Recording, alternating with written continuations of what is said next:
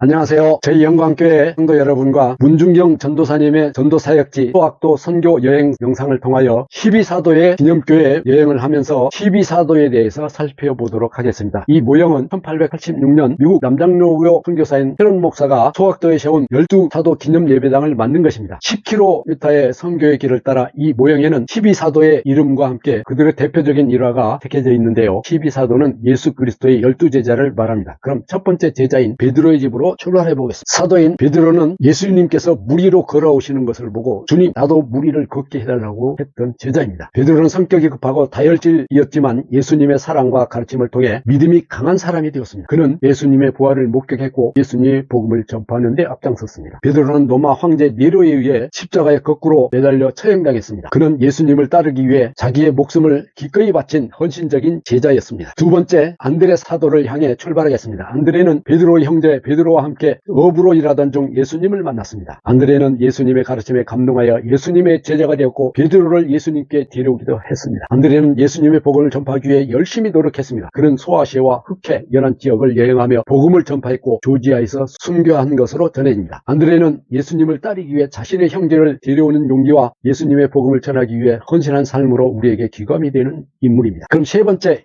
야고보의 집으로 출발하겠습니다. 야고보는 베드로의 형제와 안드레와 함께 예수님의 제자가 되었습니다. 야고보는 예수님의 제자 중 가장 먼저 순교한 것으로 전해집니다. 야고보는 예수님의 사랑과 가르침에 깊이 감동한 인물입니다. 그는 예수님의 제자로서 삶을 충실히 살았으며 예수님의 가르침을 세상에 전파하기 위해 노력했습니다. 야고보 순교는 예수님을 따르기 위해서는 용기와 희생이 필요하다는 것을 보여줍니다. 그럼 네 번째, 요한의 집으로 출발하겠습니다. 요한은 예수님의 제자 중 가장 사랑받는 인물입니다. 그는 예수님의 마지막까지 함께했습니다. 예수님의 부활과 승천을 목격했고 요한은 예수님의 사랑을 누구보다도 깊이 이해하고 느낀 인물입니다. 그는 예수님의 사랑을 세상에 전파하기 위해 열심히 노력했습니다. 요한의 삶은 예수님의 사랑을 우리에게 전해주는 귀중한 증거입니다. 사도 중에 유일하게 순교를 하지 않은 제자입니다. 그럼 다섯 번째, 빌립보의 집으로 출발합니다. 빌립보는 예수님의 복음을 전파하기 위해 노력했습니다. 그는 소아시아 지역을 여행하며 복음을 전파했고 히에라폴리스에서 순교한 것으로 전해집니다. 빌립보는 예수님의 복음을 전파하기 위해 자신의 생명을 바친 인물입니다. 그의 삶은 예수님의 사랑과 가르침을 세상에 전파하기 위해서는 용기와 희생이 필요하다는 것을 보여주고 있습니다. 그럼 여섯 번째, 바돌로메의 집으로 출발하겠습니다. 예수님의 복음을 전파하기 위해 노력했습니다. 그는 인도 지역을 여행하며 복음을 전파했고 인도에서 순교한 것으로 전해집니다. 바돌로메는 예수님의 복음을 전파하기 위해 자신의 생명을 바친 인물입니다. 그의 삶은 예수님의 사랑과 가르침을 세상에 전파하기 위해 용기와 희생이 필요하다는 것을 보여주고 있습니다. 그럼 일곱 번째, 도마의 집으로 출발하겠습니다. 도마는 의심 많은 제자로 알려져 있습니다. 예수님의 부활을 믿지 않았다가 부활하신 예수님을 만나고 믿음을 가지게 되었습니다. 도마는 예수님의 사랑과 가르침을 누구보다도 깊이 이해하고 느낀 인물입니다. 그는 예수님의 사랑을 세상에 전파하기 위해 열심히 노력했습니다. 도마의 삶은 예수님의 사랑을 우리에게 전해주는 귀중한 증거입니다. 그럼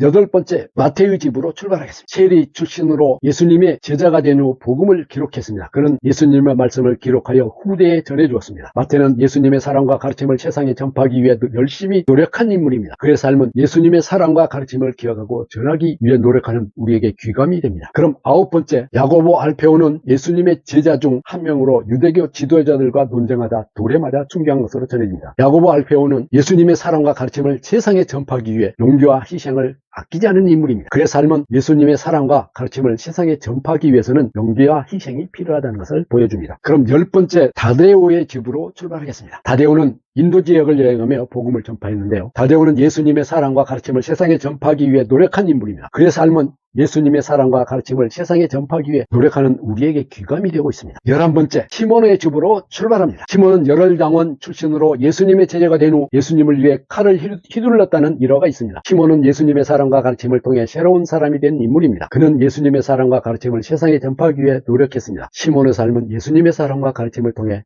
변화할 수 있다는 것을 보여주고 있습니다. 그럼 12번째, 가룟 유다의 집으로 출발하겠습니다. 유다는 예수님을 배신한 인물로 알려져 있습니다. 그는 예수님을 은 30세겔에 팔아넘겼습니다. 유다는 예수님을 배신한 후 깊은 후회를 하며 스스로 목매어 죽었다고 전해집니다. 유다의 삶은 우리에게 경종을 울리는 교훈입니다. 예수님을 따르기 위해서는 진정한 믿음과 용기가 필요하다는 것을 보여줍니다. 12사도 중 한 사람 요한만 순교를 당하지 않고 어느 사도는 산채로 가죽을 벗기는 처참한 순교를 당하며 자기의 목숨을 바쳐 예수님을 전하는 일을 했습니다. 외로운 낙도 섬 주민들을 위하여 자기 목숨을 바친 문중경 전도사님, 우리는 너무 편하게 예수를 믿는 것이 아닐까요? 전도사님 너무너무 감사합니다.